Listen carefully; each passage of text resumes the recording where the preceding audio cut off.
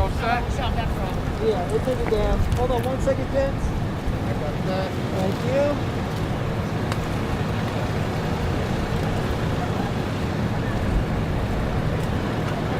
Do you need to leave your mask on, sir? Is that... You know, we're all pretty close. Got it. Okay, buddy. It's for you. I'm got safe. it. I always ask.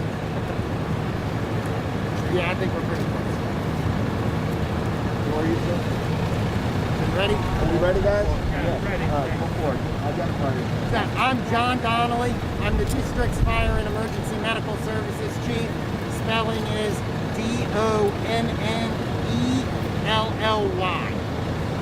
So at about 12:10 this morning, or this afternoon, DC Fire and EMS was alerted for an explosion here at the BridgePoint Hospital. Our units responded and found evidence of a mechanical explosion with no fire and 2 injured people. We've treated those people. One of them has been taken to the hospital with non-life-threatening injuries. The other has not gone to the hospital. They're doing fine. At this point, we're working closely with the hospital to determine the safe areas in the hospital. All of the patients are safe at this time, and the fire marshal's office is here looking for the cause. I'll take any of your questions. Explain what happened. What did you see when you showed up? So, actually from the outside of the building, the first arriving units, it looked like it does right now. Everything was contained to a center core of the building. When they got inside, they found cinder blocks that were knocked over into hallways, things like that, in one area on each floor of the building. So you thought at that point you didn't know if it came from the top or the bottom? That's correct. They did an assessment and eventually determined that it came from the chimney shaft. We don't know top, bottom, cause yet. And what was it that was in the basement that you talk about that? We don't know. That's what the investigation will determine. So the generator is too early to call it a generator? It's way too early to call it a generator, yes. Explosion happened in the basement.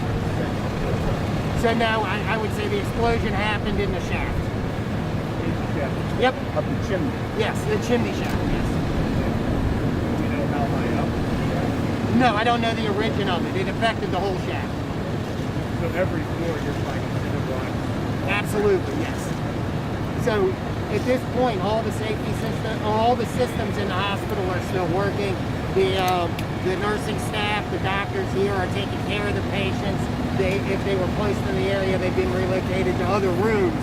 So the hospital's still working. The problem is localized in an area, but we're going to have to work with the building, the Department of Regulatory Affairs, to make sure that we do everything safely here for the rest of the patients so that they're safe as we continue on.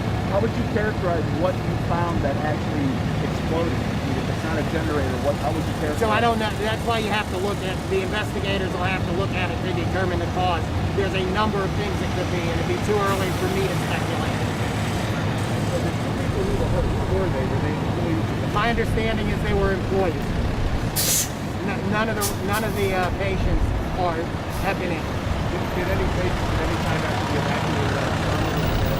No, nobody was evacuated outside. They were moved to other parts of the building by hospital staff following the hospital procedures. They did a really good job. Is that the chimney I'm seeing up there right now? It looks kind of deformed at the top. I couldn't tell you for sure. I have not been to the roof. So Councilmember Allen's here on this side. Thanks, Chief. Just the only thing to really add to what the Chief's saying, the response from Fire and EMS was fast. They did a great job of getting here really quickly. And of course, the most important thing is that all the patients are safe, and the staff has made sure that they're all sheltered in their rooms or other locations. They all are in good shape and safe and secure, and that's of course our highest priority. And I really applaud the staff for moving quickly, and of course our Fire and EMS team for getting here so fast to make sure everybody was safe. How involved are you going to be in finding out what actually exploded? Well, first I take my lead from the fire department, letting the inspectors do their work, and so we're going to look for that. Following that, once we get more information, then that's when we'll take the next steps to work both with Fire and EMS and with BridgePoint. And then Mark, did you want to say anything for BridgePoint? Do you have any questions for Abe? So this is, introduce yourself. Yeah. My name is Mark Farrell. I am the President and CEO for BridgePoint Healthcare. Spell the last name, please. F like Frank, E-R-R-E-L-L. And Mark, where were you when you heard the commotion? I was at one of our other offices and received a phone call from one of our employees here locally that an incident had occurred and got here as quickly as possible. How many patients do you have in there right now, and how many of them had to be moved? You know? Yeah, there's approximately 150 to 160 patients. None of the patients had to be moved.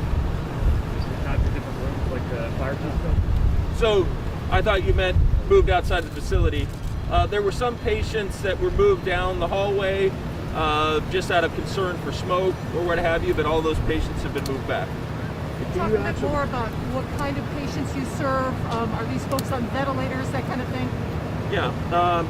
So our patients, we have a large amount of residents who are on mechanical ventilation that are undergoing rehabilitation.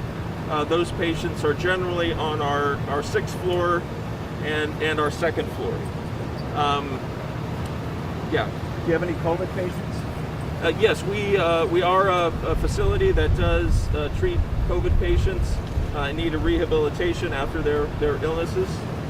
And the previous question about the chimney, the thing that looks like a chimney, is that the actual chimney where the smoke came up there on the roof? I don't know. I don't know. Yeah, our population is generally 18 and older, probably average age in the mid-60s. So some of these people are fighting medical issues that they might recover from, and other people are end-of-life patients? That would be correct. Okay. Anything else you want to add? No, I just want to thank Fire and EMS again.